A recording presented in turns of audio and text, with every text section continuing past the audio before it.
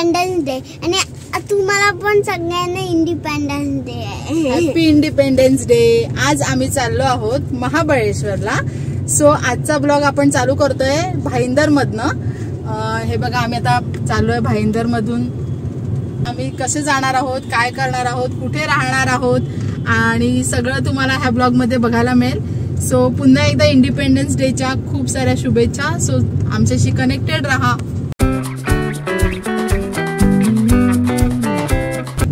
आता आपण भाईंदर मधनं बाहेर निघालो आहोत आणि मेन हायवेला लागत आहोत.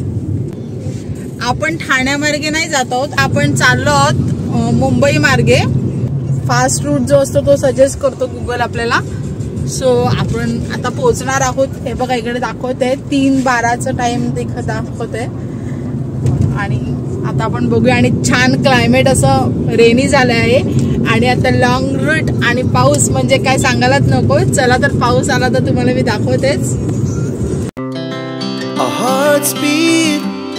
To the city streets, we began to feel the fire. तुम्हाला आता इथे प्लेन दिसतील कारण आपण हे बघा पोहोचलो आहोत छत्रपती शिवाजी महाराज विमानतळ. अंधेरीला आलो आहोत आपण. इथून आपल्याला ट्रॅफिक खूप कमी मिळतं. ठाण्यावरून गेलात तर खूप जास्त ट्रॅफिक मिळतं आणि आपण अगदी लगेच पोहोचतो. We wanna chase the night, wanna dance to the light. आणि आपल्याला पाऊस लागला आहे मुंबईमध्ये. बँगलोर मुंबई हायवेवर आहोत आपण आणि खूप छान पाऊस येत आहे.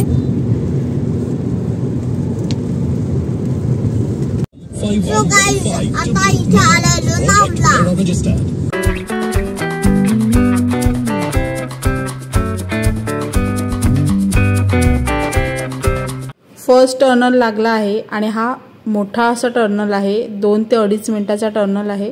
टर्नल मधनं जाताना खूप छान वाटतं. सकाळी लवकर घरून निघालेलो त्यामुळे काहीच नाश्ता करून नव्हतो निघालो. सो रस्त्यामध्ये फूड कोर्ट लागला.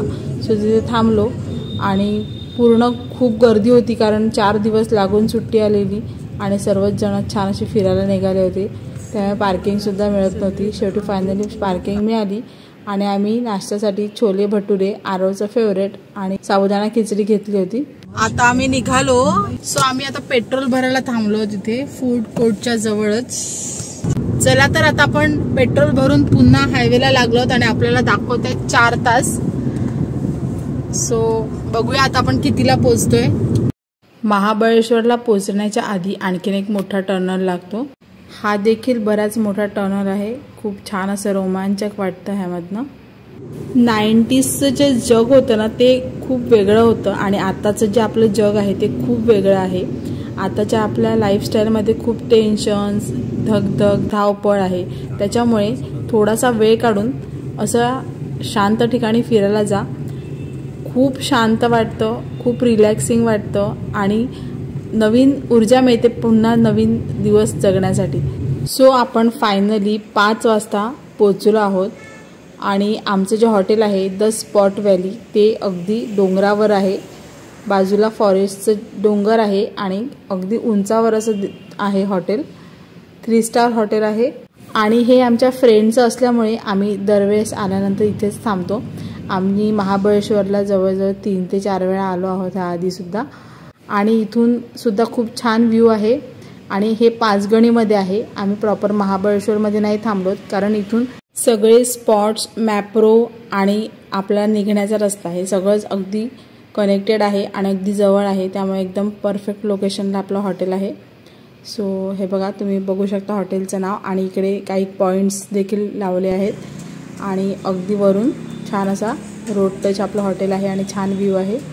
आणि आता थोडं फॉगी झालेलं आम्ही त्यावेळेस गेलो तेव्हा, त्यामुळे समोरचे डोंगर दिसत नाहीत. आता छान इथून डोंगराचा सुद्धा व्ह्यू आहे. चला तर मी तुम्हाला रूम टूर देते. ही आपली रूम आहे. रूममध्ये स्टार्टिंगलाच इथे वॉशरूम आहे.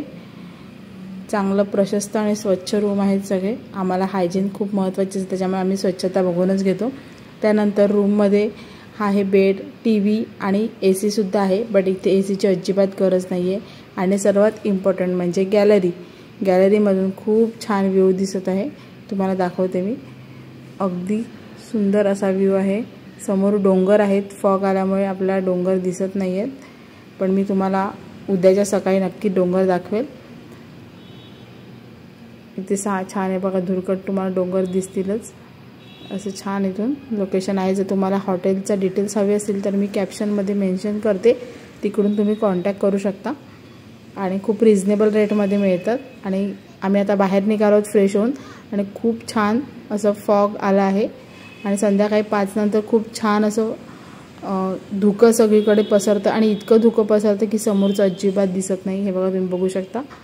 हा धुक्याचा अनुभव घेण्यासाठीच आम्ही महाबळेश्वरला गेलो होतो। आम्ही बऱ्याच वेळा महाबळेश्वरला थंडीच्या दिवसात जातो, त्यामुळे बरेचशा ओळखी झाल्या आहेत। सो हे जे पुढे चालले आहेत ते आमच्या हॉटेलच्या समोरच एक घरगुती खानावळ आहे जेवणाचं, म्हणजे अगदी ते सांगतील ते अगदी गरमागरम बनवून देतात। त्यांच्याच ओळखीचं आणखीन एक हॉटेल आहे, तिकडे आपल्याला घेऊन चाललं। ते अगदी डोंगराच्या उतरणीवर आहे। आपलं जे आहे, आपण जे स्टे केलं आहे ते उंचावर आहे, हे अगदी खाली आहे आणि इथून नदी सुद्धा आहे। त्याचा आवाज येतोय कारण इथे सगळा फॉग आहे। आम्हाला ती नदी बघायला नाही मिळाली कारण संध्याकाळ झाली होती आणि त्यामुळे खूपच धुकं पसरलं होतं सगळीकडे। सो ते आम्हाला बोलले चला मी तुम्हाला दाखवतो। हे बघा वरती सगळी हॉटेल्स आहेत आणि हे हॉटेल एकदम खाली आहे। अगदी शांत आणि स्वच्छ असं हे हॉटेल आहे। ह्या हॉटेलसुद्धा इन्स्टावरती आहे, मी त्याची लिंक तुम्हाला डिस्क्रिप्शनमध्ये देते। आणि खूप सुंदर आहे इकडचा व्ह्यू।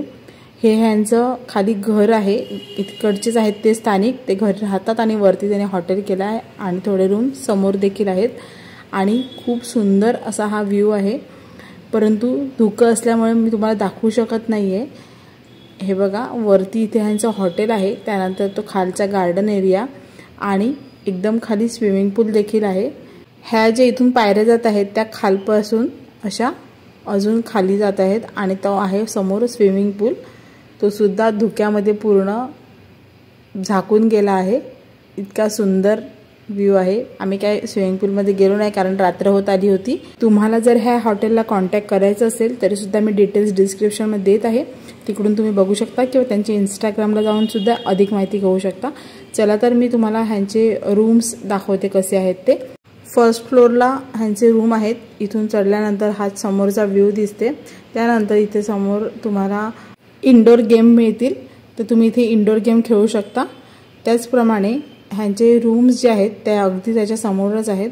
इकडे हा 6 रूम आहेत, मी तुम्हाला रूमची टूर सुद्धा करवते। छान स्वच्छ प्रशस्त अशा रूम आहेत, स्वच्छ वॉशरूम, बेड त्यांनी एक एक्स्ट्रा बेड सुद्धा दिलाय जर लहान मुलं असतील त्यांच्यासाठी। त्यानंतर इथून गॅलरी व्ह्यू नाहीये, हा ह्या साईडचा रूम आहे। समोरचा जो रूम आहे त्याला गॅलरी व्ह्यू आहे। त्याचबरोबर टीव्ही आहे, एसी आहे, बट इकडे एसीची अजिबात गरज लागत नाही। इथे ड्रेसिंग टेबल दिला आहे आणि वॉशरूम, ह्या बेसिक ज्या गोष्टी असतात त्या। असं पण आपण फिरायला गेल्यानंतर जास्त वेळ हॉटेलमध्ये राहत नाही, त्याच्यामुळे जर आपल्या बेसिक नीड्स आहेत त्या पूर्ण होणारं चांगलं स्वच्छ हॉटेल असेल ते हॉटेल निवडावं। आणि आता चला मी तुम्हाला पुन्हा बाहेर घेऊन जाते। चला तर आपण आता फॉगचा अनुभव घेऊया। छान असं फॉग तुम्हाला दाखवते मी।